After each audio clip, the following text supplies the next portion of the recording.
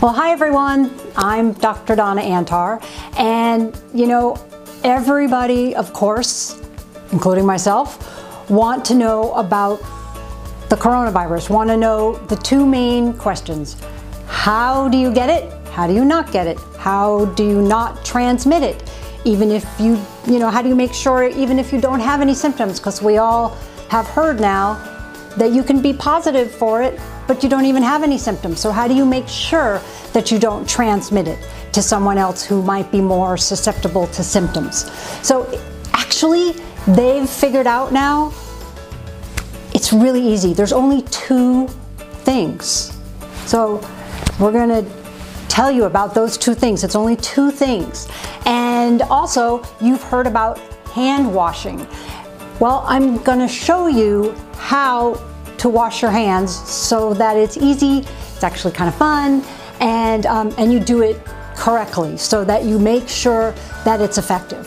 And the other thing we're gonna talk about is stress. I mean, you wanna be informed, but you don't wanna be panicked, because obviously panic, stress, all that stuff going on in your head is going to suppress your immune system, is gonna do things that you don't want to do in this particular time, or actually any time there's viruses or flus going around. So let's start with those two things. One, if you cough or sneeze on anyone and that person inhales those little droplets in the air, okay, you can't see them, but they're there. That's the reason for the 6-foot rule. The 6-foot rule helps for that not to be a spread, because when you cough or sneeze and those droplets go out into the air, they fall. They don't just stay there. They mostly fall. The little teeny ones will evaporate. The bigger ones will fall immediately to the ground. The other ones might hang out a little, but if you're 6 feet away, you pretty much are far enough away, they feel, that those droplets can't get to you. So that's one important thing. So when you're out and about and getting essential things like food, gasoline, stuff like that, you want to make sure of that. Number two, no, not number two yet, but also how do you prevent that? Well, when you cough or sneeze, have a tissue. So you want to cough or sneeze into the tissue. You want to make sure it's really covering your whole face when you cough or sneeze. Now, what if you don't have a tissue available? You don't happen to have a pocket or a tissue? Well, cough or sneeze into your elbow, because again, that stops the spray of any kind of droplets. Number two, the way you can get it is by touching a contaminated surface. How does a surface get contaminated? Well, go refer back to number one. Somebody coughed or sneezed and the droplets landed on that surface. So the CDC, all the different organizations recommend that you clean surfaces periodically, just in general. Well, by the way, this is a good idea, just in general. If a surface is dirty, then just clean it. Then you want a disinfectant, and you want to use any of those disinfectants, any of them out on the market that, they'll say things like kills germs, 99.9%, things like that. That's what then you want to disinfect the surface. What kind of surfaces are we talking about? Well, sometimes it's not a table or a desk. Sometimes it's a doorknob. Sometimes it's some kind of handle. Sometimes it's a banister, like when you're going down the stairs, a banister. It can be any of those items that people touch on a regular basis, and you might not even think about it. But when we went around to our house and we thought, okay, so let's do all of the door handles. And we realized, okay, so when was the last time we disinfected, not just cleaned, but disinfected door handles? Wow, I couldn't even really remember doing that. And it's really, really important. Why? Because number two, this number two part has two parts, and it's very vital, because if you just touch a surface, oh, by the way, don't forget your desk, because you might have, what do you use? You use a mouse. No, not that kind of mouse. You use a mouse for your computer, right? And your keyboard. So things are your phone. things like that also don't forget. So touching a contaminated surface, but if you touch a contaminated surface and then you wash your hands, did you get COVID? Did you get contaminated by the virus? No, you didn't. But the and is you touch a contaminated surface and you touch your face. Mainly your eyes, your nose, or your mouth. So here's the important part. Don't touch your face. Now, so what should we do not to touch our face? Well, I guess here's one idea. Okay, yeah, we could do this, but that might be going a little far. So let's talk about some real things, and let's talk about how important is it to touch your face, and do we really touch our face that much?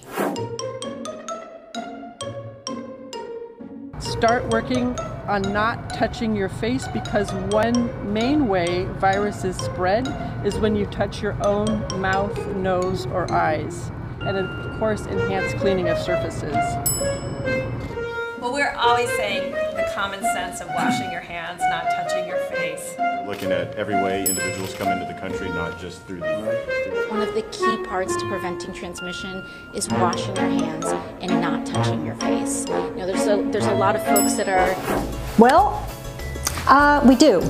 Because the American Journal of Infection Control in 2015, this is 2015, this is way before this virus was here. They were just looking at people not passing around the flu. So again, contaminated surface, and you touch your face, mostly eyes, nose, mouth. Well, how many times a day do you think they found that this group of medical students touched their face? Well, it was 23 times an hour. An hour. If you multiply that by the amount of hours that were up in the day, which is about 16, if you're really getting good 8 hours sleep at night, which is another important thing to get during this whole thing, that is 368 times a day that you are touching your face. So how do you not do it? Especially since a lot of it is a habit, it's unconscious. And what makes you touch your face? Well, besides just being a habit, if you have allergies, a lot of people have allergies, and what happens? It makes your eyes kind of itch. It makes your nose itch. If your eyes are tired, what do? Oh, my eyes are so tired. Okay, so we don't want to do that. Oh, by the way, if this is a clean tissue, it's not the other one I used. Okay, so what do? What happens also with allergies? You're itchy. What happens when your nose is itchy? Well, if you use a tissue like that, you can kind of scratch the itch without touching your face. Because we're going to talk about hand washing in a minute, but you're not going to wash your hands 23 times an hour, or you would only be washing your hands all day. So we will talk about what we can do. So you can use a tissue. You can also, if you have some hand sanitizer handy, you know, you can put some hand sanitizer on and then scratch your nose. Because sometimes if you don't scratch your nose, it gets worse and worse, right? So, wanted to also make it a game with your family. Make it a game. Make it like, okay, everybody needs to know that nobody can touch their face. And if you catch somebody touching their face, I don't know, it's a point, or I don't know, make a game, especially if you have kids. They'll love this. Catching their parents touching their face, because it really is the most important part of number 2. Sure, if your hands you've just washed your hands, or you just sanitized your hands, because somebody asked me one time, how long does hand sanitizer last? Well, it lasts as long as until you get contaminated again. So really it only lasts that moment that you disinfected your hands. So you want to be careful, and you want to pay attention. So again, make it fun. If you have kids especially, or just you and your partner, do some kind of game. Also, just have a tissue in your hand. And this way, when you have a tissue in your hand and you go to touch your face, or you go to push your bangs out of your eyes, you're using the tissue. And then throw that tissue away, grab, see? grab another tissue. That's the way you do it. Now, the other thing that you want to do is, if you're just watching this video, well, lace your fingers together, put them in your lap. This way, your hands are doing something. And when they go to touch your face, you're kind of going to notice, because it's going to have to let go to touch your face, right? So do that. The other thing is you can actually sit on your hands. So if you sit on your hands, the only problem with that is if you're Italian or part Italian like me, then you probably can't talk anymore, because we have to talk with our hands. So even if our hands are together, we kind of have to do that.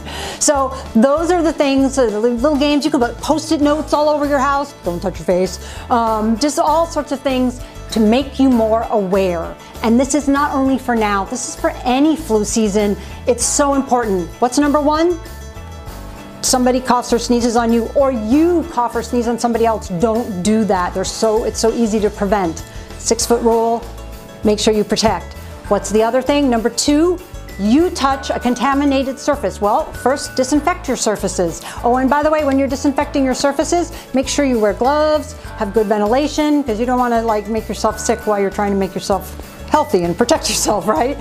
So do that. And number two, you touch the contaminated surface, now don't touch your face.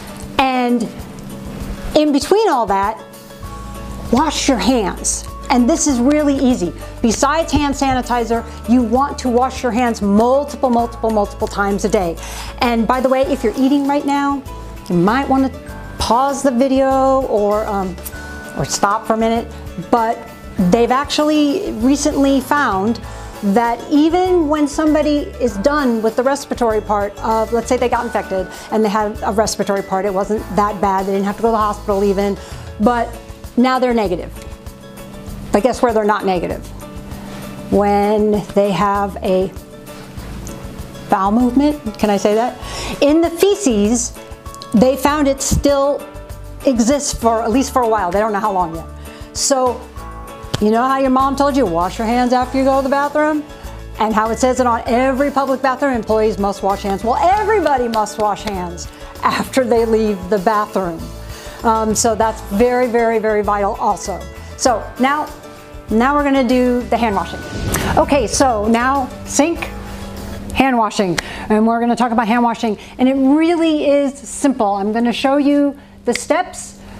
Basically, you're gonna hear a song in the background. It's happy birthday, and it's happy birthday sung at the speed you'd normally sing it to somebody in happy birthday, which would be about 20 seconds or so. And that's about how long you want to be lathering your hands. So you're gonna wet them, you're going to put soap on them, you're going to scrub them in a whole couple of different ways I'm going to show you, really simple, and then you're going to rinse them really well and you're going to dry them really well, and if possible you want to dry them with a paper towel or something that you can then throw away. All right? Okay? All right, so let's wash our hands.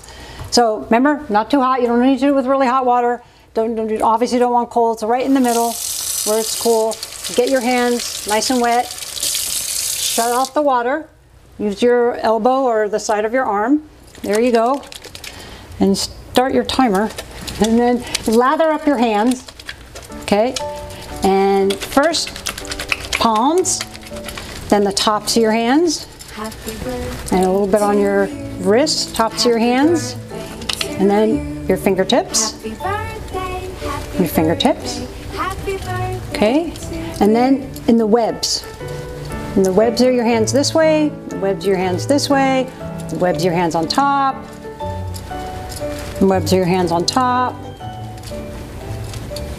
Okay, and then don't forget to do your thumbs, and the webs are your hands, the webs on your thumbs. And there you go. A little bit on the fingertips. Turn your water back on, rinse, turn off, and dry your hands. And you want, it'd be good if you could dry them with something that you throw away. And if you're in a place where you have to get out a door, then that's fine too. Get out the door, use this. Use it to open the door or turn the doorknob, open and throw away. Okay, so we've talked about the 2 ways that you can get or transmit this virus. 1, you cough or sneeze, or somebody coughs or sneeze on you, and how to not have that be a problem, because you still may cough or sneeze, right? Tissue, elbow, all those different things, 6 foot. And then we talked about number 2, which was touch contaminated surface, because of number 1, prefer number 1, and then touch your face. And we've talked about how not to touch your face, how to make it a game in your family, and then we showed you a great fun technique for washing your hands while you sing happy birthday to yourself, or out loud, it's fine too. Okay, so let's talk about the mental aspect of this. Not that many people talk about that, but I think it's really important. You know, I did 3 extra years in training so that I could also become a psychiatrist. So I have some double training here. And I can tell you that it's really important to be attentive, to know what you're doing. Like, you know, we've talked about on this video, it's not hard, but don't be panicked. And especially if you have children, really don't be panicked, because even if you say, oh no, everything's fine, Johnny, everything's fine, guess what? Johnny knows that something's wrong because you're feeling panicked. So you have to do things that, again, protect yourself, protect your family, but you don't get panicked and you don't get overly stressed. Because of course you know that having a good immune system is, you know, a healthy, balanced immune system is very important with this virus in particular and any kind of flu virus. So stress makes that not as good. So we want to, again, be vigilant, but decrease the stress. So how do you do that? How do you do that when every minute on the news there's all this stuff? Well, 1, don't watch the news 24/7. Nothing is really going to change that dramatically, usually in a 24 cycle. Watch it once, get your information if it's different, and it might not be, or watch videos like these, and then just do what you need to do in your life. And have fun. Use this time. If you're in an area where you're on, quote, lockdown, and you can only do what they call critical things, like go to the supermarket to get food and things like that, and you're working from home, make it fun. Even if you don't have kids, have it be fun, you know. People with kids aren't the only ones that should be having fun. Use the time to be together. Use the time to be mindful. There's something called mindfulness, and they've done tons of scientific studies showing that mindfulness, or so other people call it meditation, really works. It is an anti-aging technique above all else. Some of that is deep breathing exercises. There's yoga you can do, which involves movement, or Tai Chi. And you can easily look up those things on the internet and, you know, learn how to do them if you don't already. Make sure you're doing them. And remember, 6 foot rule, not don't ever go outside rule. So you can go outside. If you have a dog, walk your dog. Just stay away that 6 footness from other people. And enjoy the environment, no matter where you are in this world. There is something to be enjoyed. Now, don't go with a whole group. Obviously, that's contrary to what we're trying to accomplish here. But notice the flowers, if there's flowers. Notice foliage, notice nature. Listen to water. All those different things. Play music that you love, that makes you happy, that will invoke in you a sense of calm and also just relaxation. And don't forget to get sleep. You have to get good, deep, restful sleep, because if you don't, then your your nervous system gets on edge, and that's opposite of what we want. We want the nervous system to be relaxed, to feel good. So make sure you get at least 7 to 8 hours sleep a day. And if you don't, then try to get a little more the next night. So again, have fun in your off time, play games. You know, it's not about being a shut-in. It's about enjoying what you have around you. Okay, so don't forget to do that. Meditate, deep breathe, yoga, all those things really make a huge difference in your stress level that you need to calm. And if you're feeling bad, if you're feeling depressed, if you're feeling overwhelmed, if you have those feelings like there's nothing that's fun, you're exhausted, you're overwhelmed, that is a sign that you need to call out for help. There is help available. There are telehealth centers where there's people you can talk to. Talk to your friends. You can use the phone, you can use the internet, you can use Skype, you can use Zoom, you can use all these tools. Help us stay connected while we're staying apart. I hope that makes sense. But use that so that you can decrease the stress in this actually particularly stressful time. So I hope that helped. Thanks a lot. Bye-bye.